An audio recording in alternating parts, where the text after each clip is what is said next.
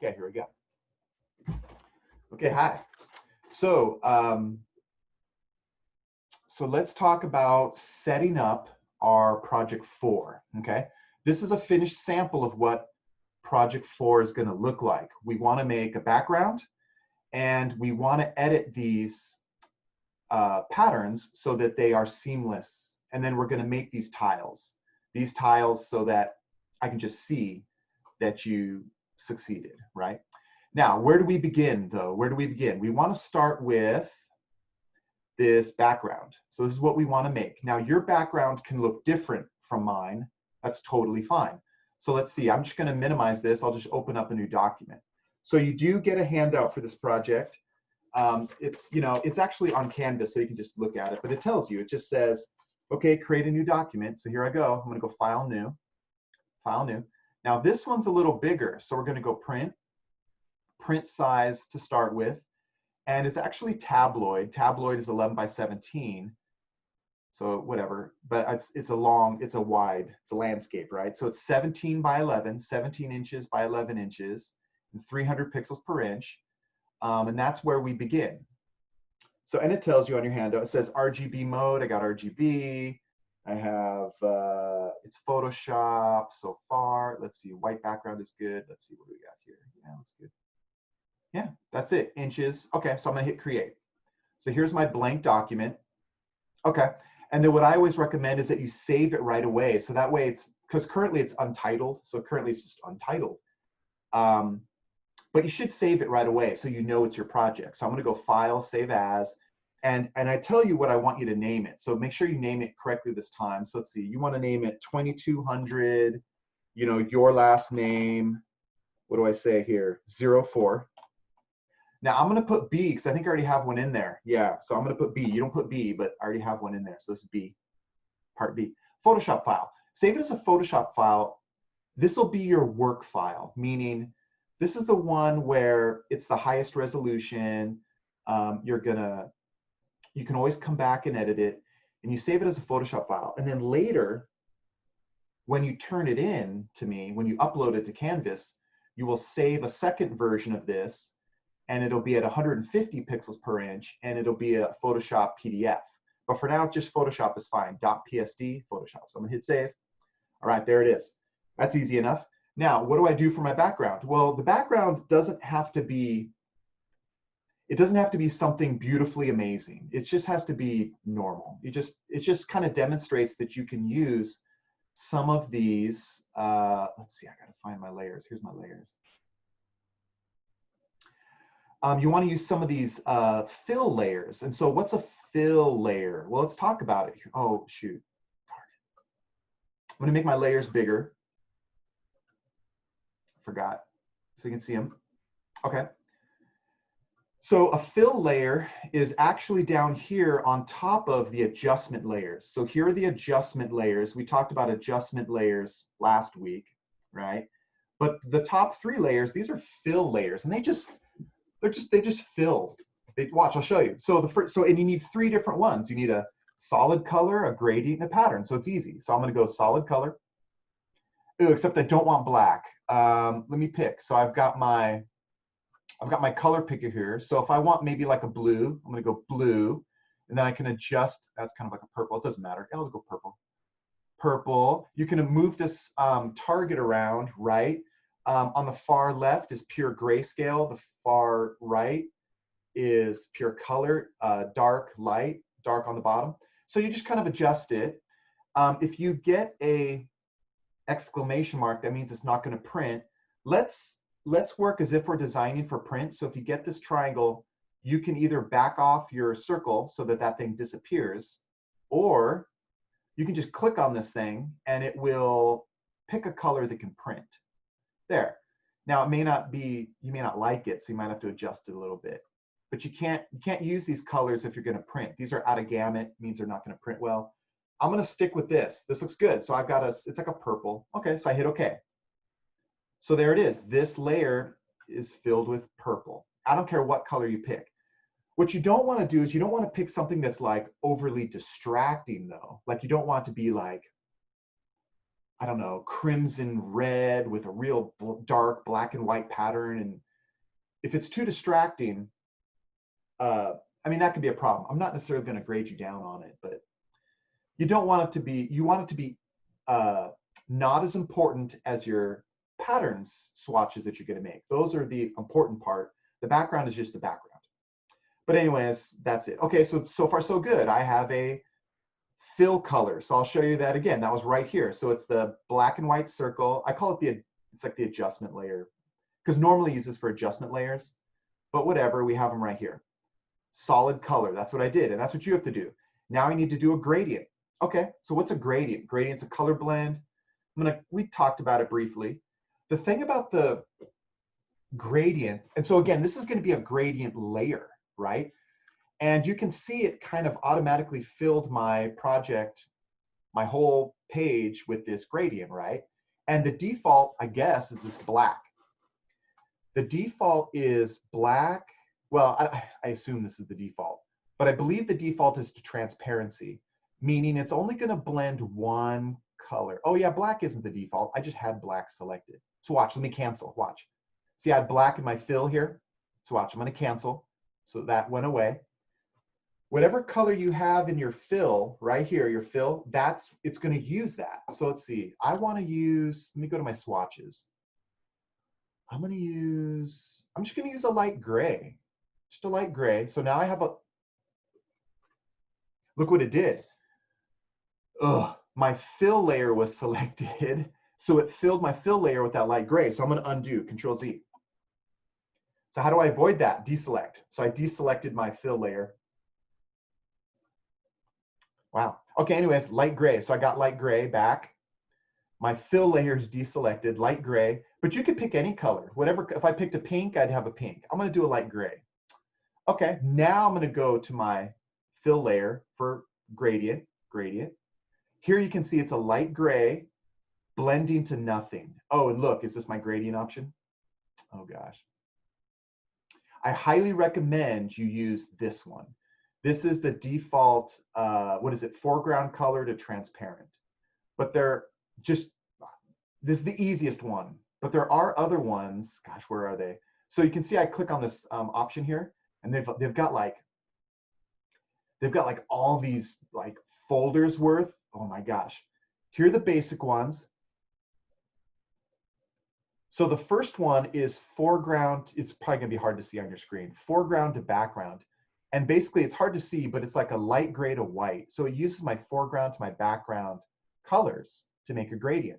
Well, the reason why I don't want that is because I want to see my solid fill layer, which is purple. So if I did this one, it will cover it up. In fact, let me show you. There, it covered it up, right? So now it's weird. It didn't change this, but it looks like it worked. I'm going to undo it. Oh, okay. Anyways, that was the potential of what it was going to be. So anyways, and then we got the black and white, but I don't want black and white. Here's black and white, because that's going to cover up my my solid fill layer. Okay, this is the best. But other than that, there's all kinds of weird ones. Like, ooh, actually, these are beautiful. Ooh, these are new. These are wonderful. Nice. You can always mix these up yourself, but we can talk about that in the future. The point is, by using the default basic foreground to transparent, and you know it's foreground to transparent because it has this checkerboard that's transparent, it will blend a gradient with your other fill layer. That's what's important. All right, we got it. You got it. Hopefully you got that. Hopefully it'll just be the default. So you just want to pick your color before you do it. Okay, I picked light gray. Great. Now I'm going to do my third one. So let's see, I'm going to go black and white circle. I have another fill layer and it's pattern, right? So I can pick a pattern. Now, later you're going to be saving patterns to the pattern list, or it's like the pattern whatever panel. So you could wait until you have a made pattern, or you can just use one of the existing patterns that exist. Well, let's look at the ones that we have. I'm going to go pattern. Here's one. Okay, so I clicked on, what was it? It was, well, it was fill layer pattern. Now, this is a pattern that I made previously to class because I was monkeying around trying to figure this out. But if I click here, you can see all of there's going to be categories of patterns. Oh gosh. Now, I think what happens is when you go to your patterns, it doesn't have very many to begin with. Like you might don't use bubbles. I don't like bubbles. So anyways, there's bubbles and they got this one. That one's kind of cool. I think there's like these, I think these like top 5 are available to you, but they're not very, they're okay. Anyways, but you may not have all these other patterns. So the question is, I've loaded all my patterns because they're awesome, right? How do you get them? I believe they're under here. Import patterns. I already have mine in there, but let me see. Oh no, that's from something else. So I'm going to close that. Normally you get your patterns this way. Restore default patterns. Import patterns. Well, anyways, if you don't have all these patterns, usually you click on, oh, what's this? Does that make a new pattern? No. Anyways, pick a pattern. If you only have like a few not so great ones, click on this and see if it will enable you to load your patterns. It probably will say something like, it may say something like legacy patterns or pattern libraries. If not, just pick one of these. Worst case scenario, don't pick bubbles. Pick like one of these 4. I don't care. That one's better than bubbles. I don't like bubbles. But anyways, there's a lot of different patterns to pick from. And like I said, later you're going to be saving your patterns. So like you'll have this as a pattern. Like I could use this. I'll just use this one because later you're going to be saving these. Now you're probably thinking, but Dave, isn't that going to be distracting because I'm going to have a swatch of this pattern, right? True, very true. But what I can do is I'm going to hit OK, so I'm going to keep it. What I can do is I can lower the opacity so it's very faint so you don't really notice it as much. And that's what I'm going to do. In fact, I almost have to because this solid pattern covers up my other background layers. So watch, I'm going to select this pattern. To lower the opacity, I go to the top of my layers, lower opacity, and I'm just going to lower it. In fact, I don't want this pattern to be prominent at all. I'm going to like way low down the opacity. So watch, it's going to be like 10% maybe. Because remember, that's kind of cool. 14%. I leave it up to you. It's up to you to figure out what your background is not as important as making your patterns. The point of having the background is to experiment with these fill layers, to experiment with transparency and gradients a little bit. It's just to get a little bit of experience. It's not worth a ton of points, but you do want to do it. And I leave it up to you. You could also move things around. Like I could probably move, I don't really want to, but I could probably move my gradient to be on top. That kind of, if the gradient is on top of my pattern, it kind of hides some of my pattern down here. Okay.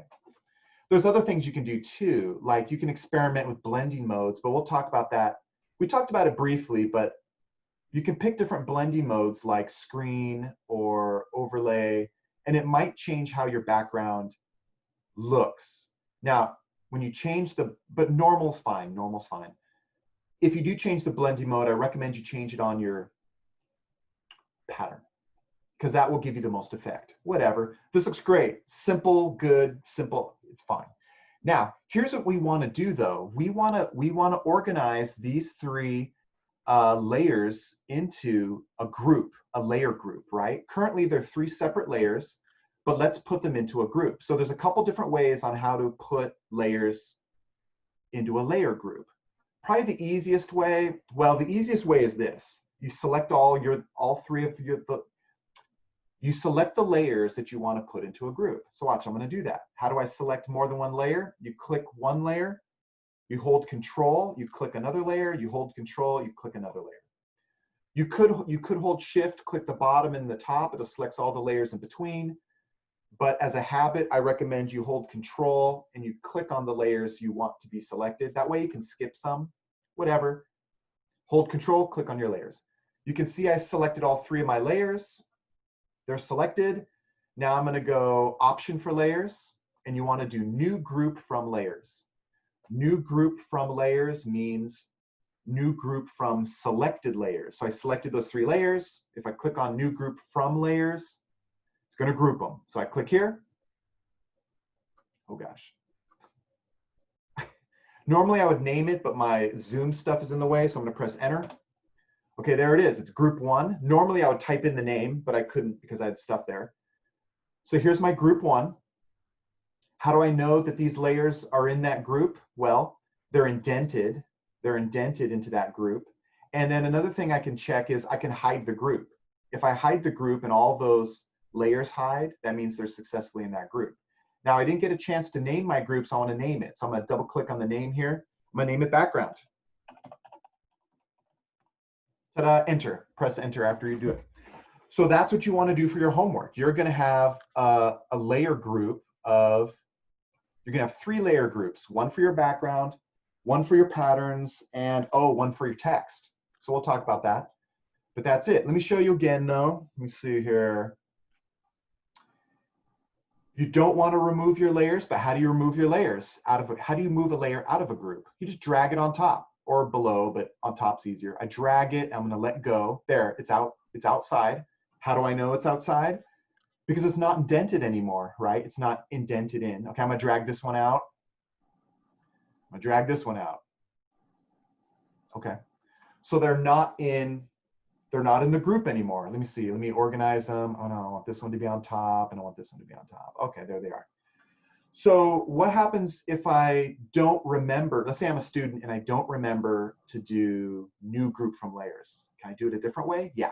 If you just do new group, oh gosh, stupid. I have to press enter. I couldn't click on the buttons. So I'm gonna name it. I'm gonna do new background. Okay, so here's my new. Dude, okay, so they're not in there. It looks like they're indented.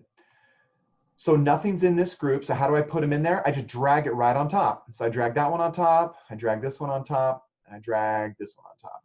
And there it is. I can organize them in there. I don't know, up to your heart's content. This one should be on the bottom. There it is. They're indented. How do I check? I can hide that group. If they all hide, that's great. You can click on this arrow that will close your group. Then you can, they're closed inside. Great, that looks good. Good to go. Now, are we making these smart objects? Oh, good question. Do you need to use smart objects?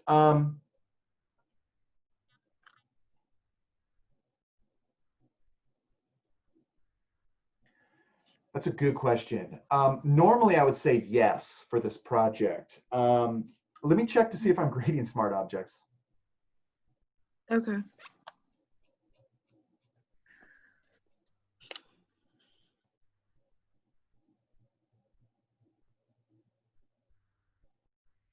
No. Oh, wait, let's see. No. So that's a very good question. So here's why you, okay, so the answer is no, you do not have to use smart objects for this project. Okay. You don't have to. But it's probably a good idea. But our purpose of this project is to edit those patterns and to focus on that. And sometimes when you're painting and adjusting a smart object, it won't let you. It might screw up and it might hinder you. It may not if you do it correctly. But so for this project, I'm going to say no, you do not have to. But here's the long answer. If you don't use smart objects at the end, then when you lower your image quality to 150, your overall project will lose image quality because they're not smart objects. Yeah. But for this particular project, I'm not that concerned about it, so it's okay.